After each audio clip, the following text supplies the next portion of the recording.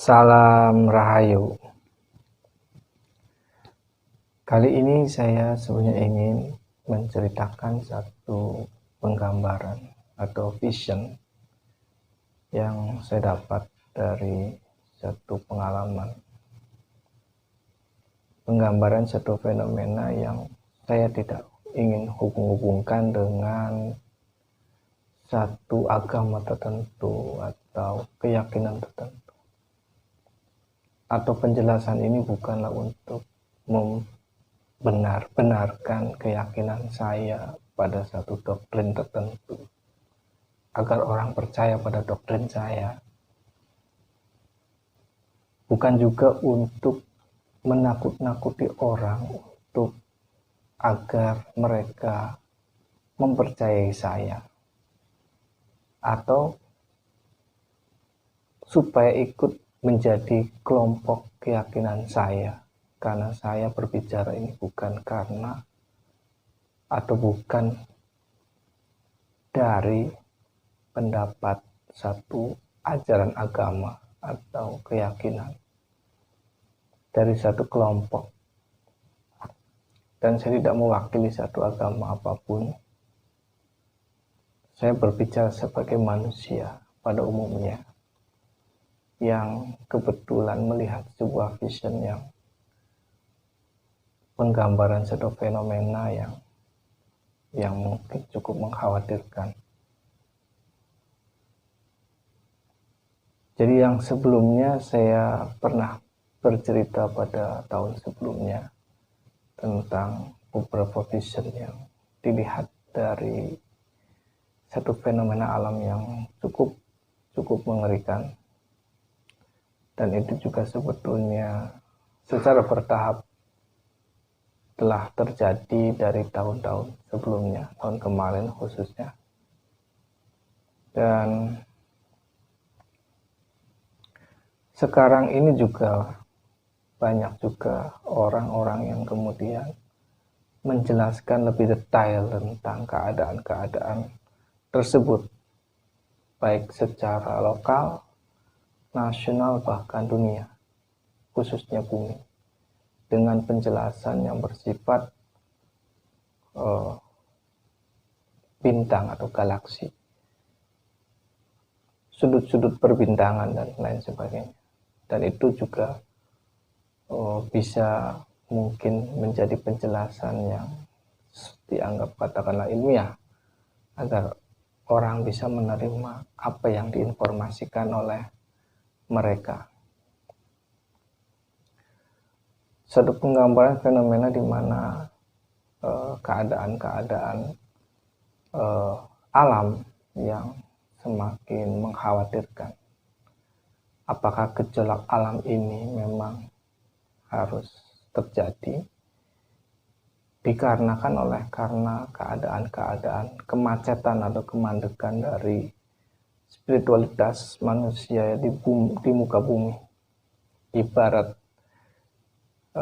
kalau seorang spiritualis memandang semesta itu juga memandang proses-proses metabolisme yang ada di dalam tubuh, bahwa ketika ada penyumbatan di dalam tubuh maka ya memang harus dihancurkan agar proses penyumbatan itu tidak memangsa secara keseluruhan tubuh supaya sehat.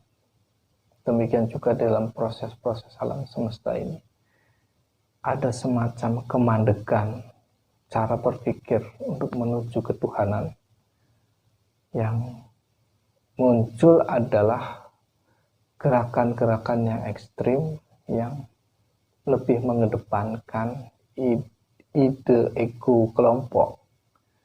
Ini yang sebetulnya memancing atau memancarkan satu energi yang negatif ke alam semesta, yang mungkin juga ini tidak disadari atau memang tidak peduli, sudah tidak banyak yang peduli terhadap persoalan-persoalan seperti ini.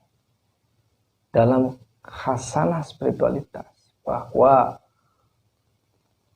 keadaan-keadaan emosi manusia itu akan berpengaruh pada keadaan alam semesta. termasuk perang, persengketaan dunia dan sebagainya. Itu akan mempengaruhi dampak-dampak alam secara keseluruhan.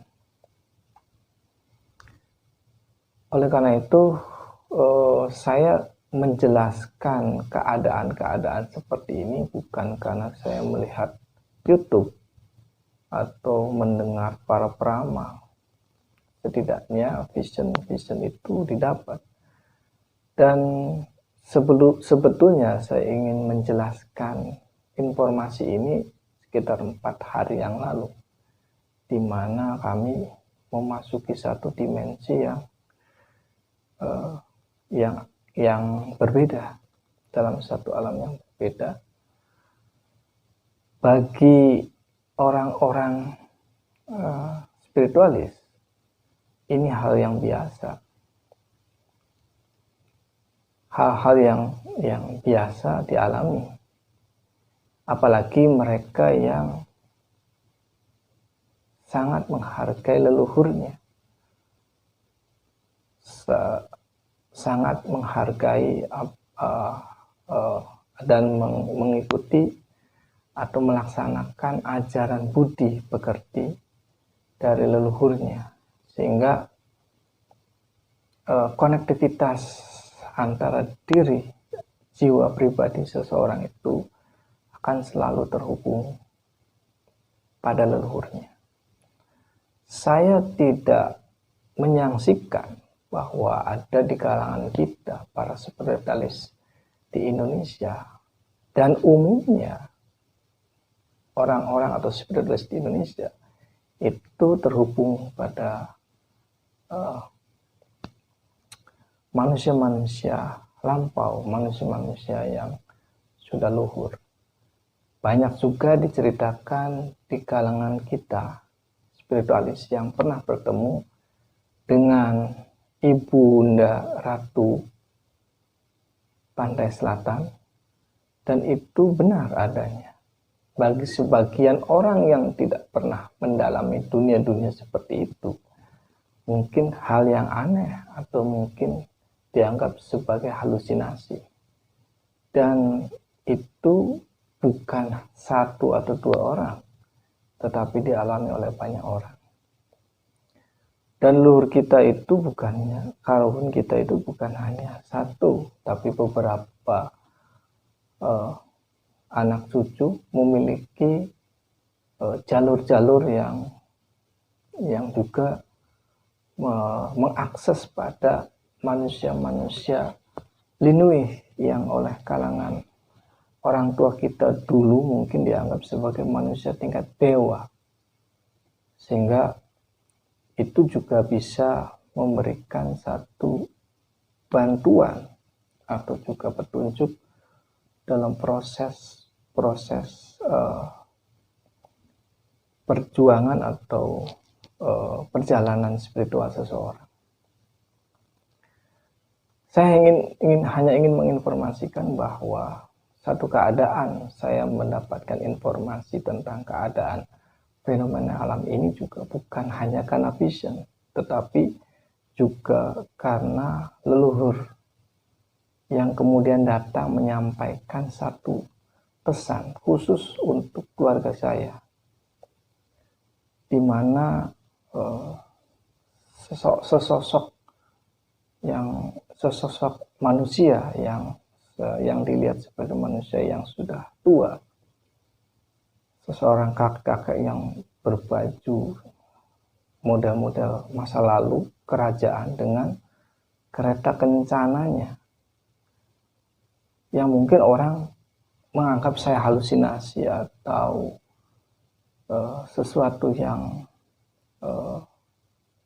imajiner, tetapi ini adalah satu bentuk komunikasi yang memang terjadi. Sesosok manusia yang mungkin misterius bagi saya itu adalah datang untuk menyampaikan sebuah pesan dengan satu busana kerajaan yang ya saya tidak tahu apakah itu raja atau bukan, dengan kereta kencananya.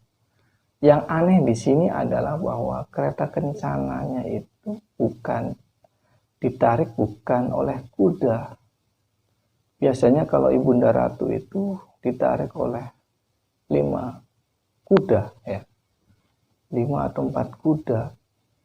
Tetapi ini kereta kencananya itu ditarik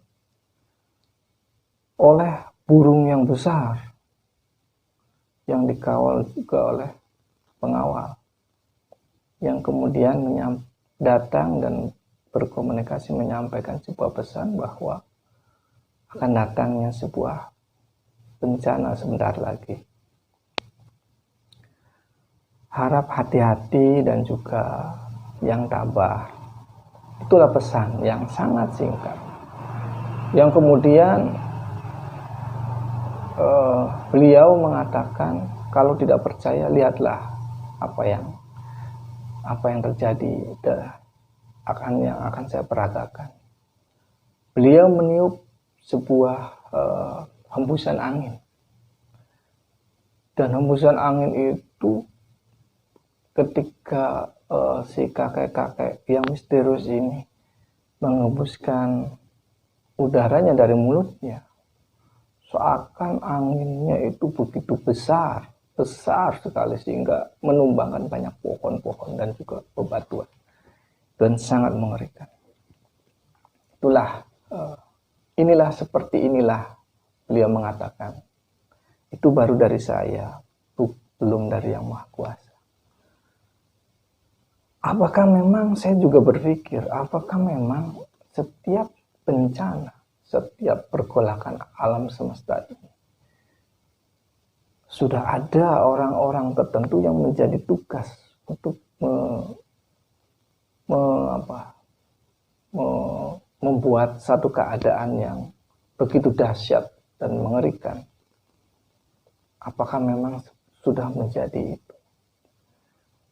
Namun saya tidak sempat untuk menanyakan siapa, dari mana dan sebagainya, karena perjumpaan itu begitu singkat dan berlalu begitu saja, untuk kemudian entah pergi entah kemana. Dan saya tidak sempat untuk, kami sekeluarga itu ya, dengan istri dan anak juga. Anak saya masih kecil, tidak sempat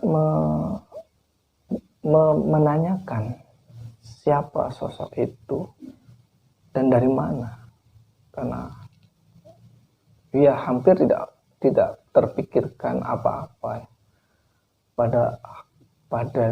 pada keadaan dan dimensi yang berbeda seperti itu. Sulit rasanya untuk seperti kita berpikir di sini, berpikir metodologis, menggali pertanyaan dengan snowball method misalnya, ya tidak mungkin bisa dilakukan seperti itu. Dan ini juga menjadi isyarat yang penting, bukan sekedar karena adanya satu vision seseorang, tetapi konektivitas kita dengan para leluhur itu memang ada dan terjadi. Dan itu saya yakin dalam rasa saya itu adalah leluhur saya. Leluhur saya yang mungkin connect dengan kita semua sekeluarga. Dan itulah yang membedakan di kalangan orang-orang yang tidak percaya dengan orang-orang yang percaya bahwa keadaan-keadaan seperti itu bisa terjadi, dan bahwa leluhur-leluhur kita itu sebenarnya masih hidup, masih ada pada orang-orang tertentu yang memiliki tingkat kesempurnaan tertentu, itu masih bertugas walaupun usianya mungkin ratusan tahun bahkan ribuan tahun, dan itu masih ada. Inilah yang mungkin sulit dijelaskan, yang bermakna imajiner, tetapi setidaknya ini adalah bagian informasi penting yang mungkin kita harus maknai, atau agar kita juga mungkin lebih waspada. Saya juga tidak ingin hal-hal yang yang membuat kita tidak nyaman itu terjadi, bahwa kita tetap menginginkan keadaan normal dan juga bisa selamat secara keseluruhan. Tetapi tampaknya proses-proses seleksi alam ini benar-benar terjadi dan terus-menerus tidak berhenti. Dan mungkin kalau kalau kita diteliti, ya, proses-proses ini sepertinya bertahap dan modelnya tidak langsung menjadi satu keadaan yang menyeluruh seketika. Tetapi itu juga tidak menjamin seperti itu. Oleh karena itu, marilah kita bersama-sama untuk membuka diri. Jangan mempersempit diri dalam berpikir. Marilah kita menuju satu poros inti dalam kehidupan kita itu. Tidak terjebak oleh doktrin, dogma yang kadang-kadang itulah yang bisa menghambat kita dalam proses-proses perjalanan spiritual kita. Karena kita